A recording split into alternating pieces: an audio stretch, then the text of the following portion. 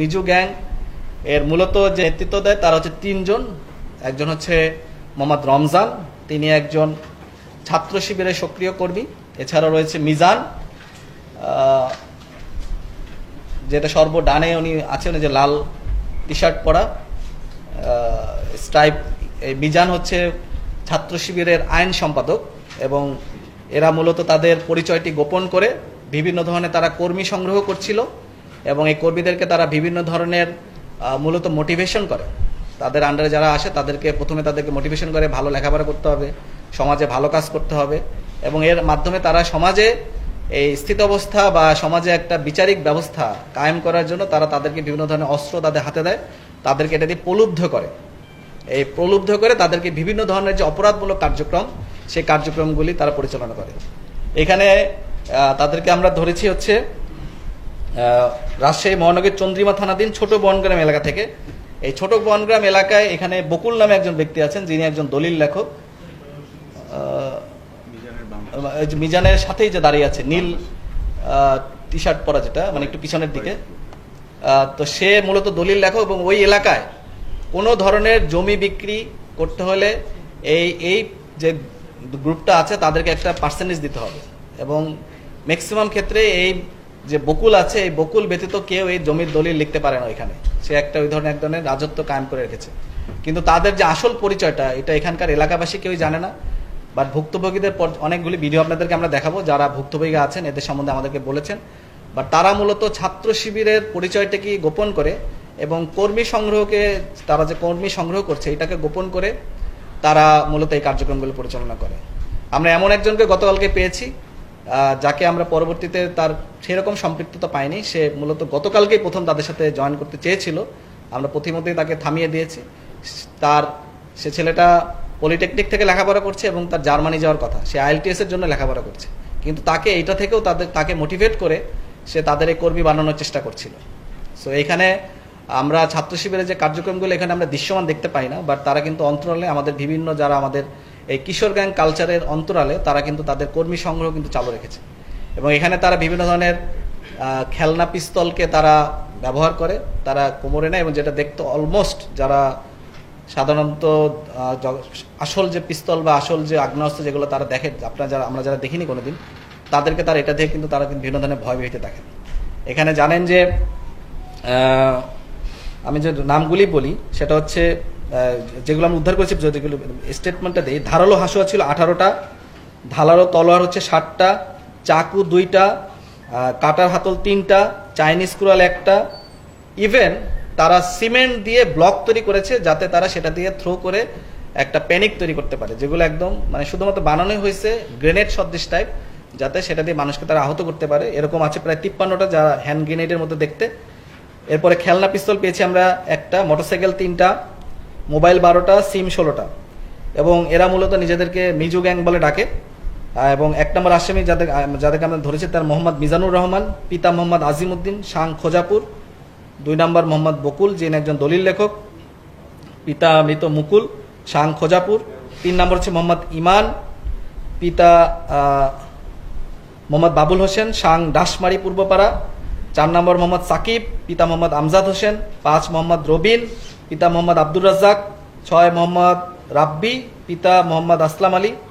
7 নম্বর হচ্ছে মোহাম্মদ অনিক, 21 বছর বয়স, পিতা মোহাম্মদ আব্দুল খালেক, শাং ধরমপুর পূর্বপাড়া। 8 নম্বর মোহাম্মদ ইয়াসিন আলী, 28 বছর বয়স, পিতা মোহাম্মদ আব্দুল মোতালেব, শাং চর শ্যামপুর। 9 নম্বর মোহাম্মদ আমান, পিতা মোহাম্মদ শমসের আলী, শাং ধরমপুর মতিহার, রাজশাহী মহানগর। 10 নম্বর মোহাম্মদ বিপ্লব আলী, পিতা মোহাম্মদ শাহজাহান আলী, শাং শিমুলিয়া থানা, চারঘাট জেলা, রাজশাহী। এবং আইনের সঙ্গে জড়িত একজন শিশু আছেন যার বয়স 17 বছর, নাম মোহাম্মদ বিজয়, 17 বছর বয়স, পিতা মোহাম্মদ নাজিমউদ্দিন, শাং ধরমপুর পূর্বপাড়া থানা, মতিহার। এদেরকে আমরা রাজশাহী মহানগরের সেই ছোট বনগ্রাম এলাকা থেকে গ্রেপ্তার করতে সক্ষম হয়। এখানে উল্লেখিত আসামিগণ একই মিজু গ্যাংয়ের সদস্য। তারা আগ্নেয়াস্ত্র ও দেশীয় অস্ত্রের ভয় দেখিয়ে মহানগর এলাকায় বিভিন্ন স্থানে চাঁদাবাজি, জমি দখল ও কোনো ব্যক্তি জমি ক্রয় বিক্রয়, নির্মাণ সহ যে কোনো ব্যবসায়িক প্রতিষ্ঠান খুললে তাদেরকে চাঁদা না দিয়ে কোনো কাজ করতে পারে না। এছাড়াও মহানগরীর বিভিন্ন পয়েন্টে দলবদ্ধভাবে এরা ছিনতাই করে আসছে। এখানে কয়েকজন আছে, তারা স্বীকার করেছেন তারা ছিনতাইকারী। এলাকায় আধিপত্য বিস্তারের জন্য আগ্নেয়াস্ত্র এবং দেশীয় অস্ত্র সজ্জিত হয়ে মহড়া দিয়ে আসছে, টেন্ডারবাজি ও সরকারি কাজে বাধা দান, সংঘবদ্ধভাবে মেয়েদেরকে উত্ত্যক্ত করা, মাদক সেবন সহ বিভিন্ন অপকর্মে লিপ্ত রয়েছেন এরা। তাদের ভয়ে কেউ মুখ খুলতে সাহস পায় না। তাদের অপরাধের পরিধি বাড়তে বাড়তে 15ই মে 2024 তারিখে রাত্রিবেলা রাজশাহী মহানগর বিভিন্ন এলাকায় ডাকাতের উদ্দেশ্যে অস্ত্রশস্ত্রে সজ্জিত হয়ে ডাকাতির প্রস্তুতিকালে র্যাবের গোয়েন্দা দল গোপন তথ্যের ভিত্তিতে উক্ত আসামিগণ কর্তৃক ডাকাতির প্রস্তুতির বিষয়টি জানতে পেরে র্যাব 5 রাজশাহী সিপিএস মোল্লাপাড়া ক্যাম্পের একটি চৌকস অপারেশন টিম অভিযান পরিচালনা করে রাজশাহীর মহানগরীর মতিহার থানাধীন ধরমপুর পূর্বপাড়া সাকিনাস্থ এখানে আমরা যাকে মূল আরেকজন যে আসামি আছেন মোহাম্মদ রমজান, তিনি তার একটা হাফ বিল্ডিংয়ে ব্যক্তিগত ক্লাব ঘর হতে দেশীয় অস্ত্রসহ পালিয়ে যেতে সক্ষম হয়। আমরা তাকে ধরতে পারিনি, কিন্তু আমাদের কার্যক্রম অব্যাহত আছে। এছাড়াও উল্লেখিত ধৃষ্ট আসামিদেরকে জিজ্ঞাসাবাদ করলে তারা ডাকাতির প্রস্তুতির বিষয়টি তারা মূলত আরেকটি জায়গায় একটা শোডাউন করার জন্য যাচ্ছিল সম্মুখে স্বীকার করে। পরে তাদের দেওয়া তথ্যের ভিত্তিতে 2টি স্থানে বিপুল পরিমাণ ধারালো দেশীয় অস্ত্র উদ্ধার করা হয়।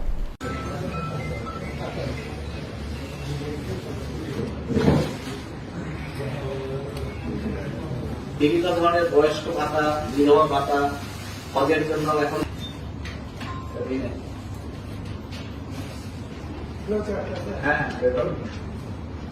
এখানে আমরা বিভিন্ন ধরনের যে অনলাইন ব্যাংকিং আছে এর মধ্যে টাকাটা বলে নিয়ে আসছিল, এরকম চলে গেছে। তো আপনার বিশেষ করে তারা টাকাগুলি প্রথমে নিয়ে গেছে শিবচরে। তারা কি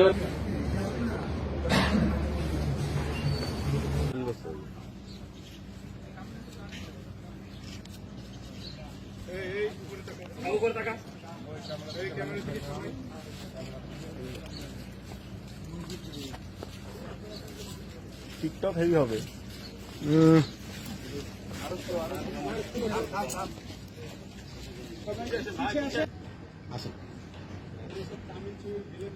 ভাই আসেন তো, সবাই সামনে যান, সবাই সামনে চলো।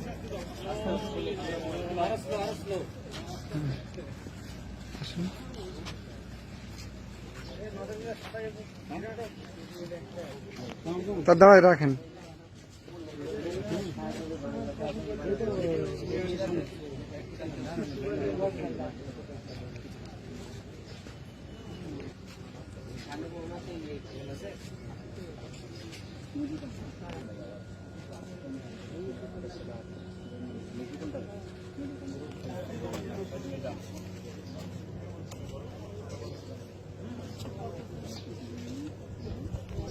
থাকেন এই সামনে।